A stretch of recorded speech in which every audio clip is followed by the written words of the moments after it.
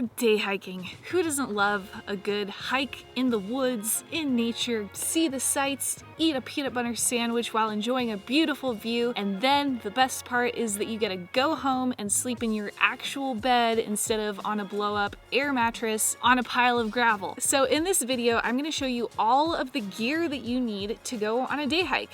And this is going to be a pretty comprehensive list. I've got everything that I generally take with me, but you should definitely change the amount of gear and what you're bringing depending on the weather conditions, the length of the trail, your ability, your comfort level, all sorts of different things. If you head to my website, wildgrit.com, you can actually download and print off a free checklist that I made. This checklist covers all of the basics that you'll need, plus specific items to take into consideration depending on the length of the trail and what sort of weather conditions you run into. So before we jump into all of the gear at hand, you'll need to figure out what adventure you're going on. Here are a few things that you should figure out first before you start preparing your gear. Okay, so the first thing that you need to figure out are the trail stats. How long is it? How much of an elevation gain are you going to have to go up? What is the difficulty rating, and is it out of self-service? The next thing you should check are trail reports. What condition is the trail in? Are there any unforeseen possible problems that you might run into? Okay, lastly, you should check the forecast. The extended forecast for when you're planning the trip, but also check the day that you go. Weather in the mountains, it changes all the time. So those are all the things that you should figure out beforehand. And now let's jump into the actual gear that you should bring no matter what the conditions are. Okay, so now we're gonna jump into all of the gear that you should be bringing on your hike. First things first, the backpack. This is a ski touring backpack. There are a ton of use-specific packs that you can go pick up at any outdoor store. But if you're just getting started and wanna keep things simple, pretty much any backpack is going to be just fine. Okay, next up is your clothing. Now, when you're hiking, you really want to focus on having a bunch of different layers. So for example, I brought a flannel that I can throw over the top. Today, it's going to be 80 degrees, so I don't have anything to worry about in terms of my day hike. If I was going on a longer hike or somewhere that I'm a little less familiar with, I would probably bring a real jacket just in case. I also have my baseball hat to keep the sun out of my eyes,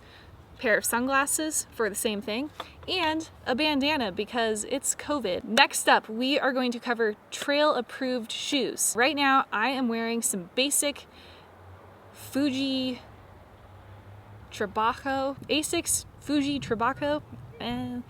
Let's just go with that pronunciation. They're trail running shoes. You don't have to use trail running shoes. You can pretty much use any shoe that's going to keep you on the trail. I've hiked in Vans, I've hiked in flip-flops. Not necessarily the most responsible decision, but if you're going somewhere dangerous with any potential for falls, you're definitely going to want to focus on the proper footwear. My personal favorite part of any hiking trip is snack time in nature. I bring lots of snacks with me. Today is a pretty short hike, and so I just got the basics. I got my peanut butter sandwich, a Clif protein bar, an apple, and some craisins, because who doesn't love a good bag of craisins? The thing with snacks is you want to bring a little bit more than you would need. Obviously, you need to bring water on your trip, and you should, again, bring more than you expect to drink. My daily water intake is about 3 of these, and so for a short hike that's under 3 hours, this is totally fine. I will be exerting myself a little bit, but not too much, so I'm not very worried about running out of water. Doesn't matter what adventure you're going on, when I'm mountain biking, skiing, hiking, anything that requires time spent in nature, I'm bringing along the toilet paper. The leaf method works, but boy is it uncomfortable. I do not recommend it. This weighs nothing. It's so easy. Just throw it in a bag and you're fine. If you have to do your business on the trail, go dig a hole, don't leave it behind a tree, and keep it at least 200 yards away from any water source or any trails or campsites where people are going to be. You don't want to deal with it, and nobody else wants to be dealing with it either. So bury it, be a responsible person. Or even better, if you want to be really responsible, get the wag bags and carry it out of nature yourself. Okay, so the last thing for your bare essentials is you're going to want to bring your cell phone. Very handy in case you need help. A lot of the times, text messages will send over time. So even if you're out of service, you might be able to get a text sent out. I also always bring my wallet with some cash, just in case the trailhead has an extra fee that I wasn't expecting, and my keys. Double check that they're in your backpack, not in your car. Okay, so that's the very basics. That's everything that you're going to need on your hike. Now we're gonna jump into the longer or more arduous adventures. Anytime that I head out of Celt Service, this half of the pile is what I'm bringing with me as well. I also adventure alone a lot, and so I like to be safe. And so that means bringing along this extra stuff. So if you're headed out of service, going to a place that you don't know very well, going by yourself, or aren't very comfortable hiking in general, you should bring along some extras just in case. Again, it's better to be safe than sorry. This stuff altogether weighs less than a pound, and so it's really not going to weigh you down. So the first thing that you're going to want to bring is a navigation method. Now you can use a GPS unit, a personal locator beacon, or you can just go the classic method, a map and a compass. I keep my maps stored in a plastic bag because it helps protect them from rain or water getting spilled. If you're going to bring a map and compass, look up a video first and learn how to use them, because if you're just going to carry them along, you can usually see the trails on these, but if you don't know how to actually read them, they're not really going to help you very much. Next thing is a mirror, and this is a signal mirror, and it works just like this. Flashy. You should only use this really for an emergency situation, but you can signal airplanes or other people at a distance so that you might be saved by being seen at a far distance with this thing. Next up, the knife.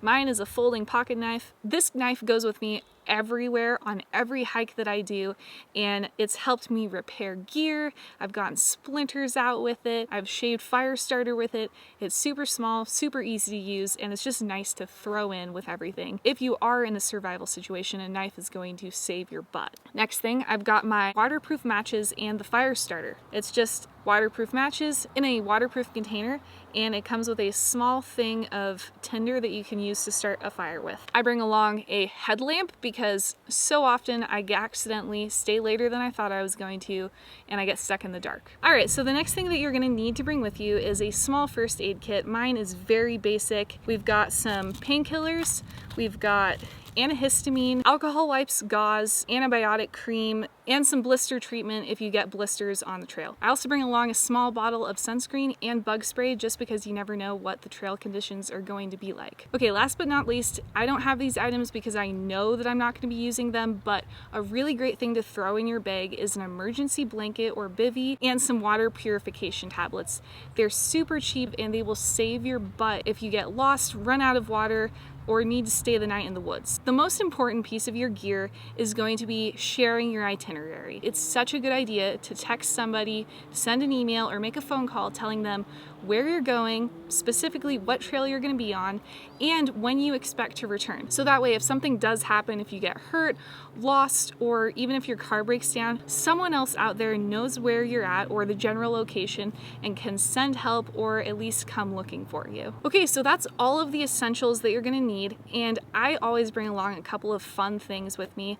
Like, I bring along my adventure journal and a pen because I like to write when I'm outside. For other things, you can bring along a field guide, a travel watercolor kit, some binoculars, and a camera if you want to get some awesome photos. So all this stuff is the bare essentials of what you're going to need. And again, if you want, you can download the free checklist from my website, wildgrit.com, and get all of this stuff prepared and ready for your next hike. What are your favorite items that you like to throw in on a day hike? Comment down below. Don't forget to subscribe, and I will see you next week. Until then, stay wild.